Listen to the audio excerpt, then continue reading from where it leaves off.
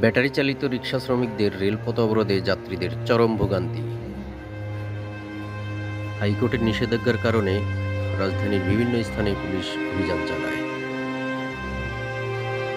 বেশ কিছু অটোরিকশা আটকও করে। এর প্রতিবাদে আজ রিকশা শ্রমিকরা ঢাকা শহরের বিভিন্ন স্থানে সড়ক অবরোধ করে। বাদ যায়নি রেলপথ। এর পরিপ্রেক্ষিতে রেল স্টেশনে চরম ভোগান্তি এবং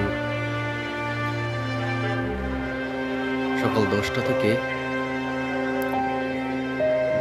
বিকাল 4টা পর্যন্ত বেশ কিছু ট্রেন আটকে পড়ে এবং সেখানে হাজার হাজার যাত্রীদের জনদুর্ভোগ সৃষ্টি হয়। বাদ যায়নি বাচ্চা থেকে শুরু করে মহিলারা, শিশুরা, বৃদ্ধরা, সব মানুষের ভোগান্তির চরমে। তো এই ভিডিওটি দেখলেই বুঝতে পারবেন যে কি অবস্থা আজকে কমলাপুরের সর্বশেষ। এবং শেষ পর্যন্ত বিকাল 4টা 5 মিনিটের প্রথম ট্রেন ছেড়ে যায়। এরপর থেকে আস্তে আস্তে কষ্টটা লাঘব হতে থাকে। তো বন্ধুরা, দেখতে থাকুন ভিডিওটি।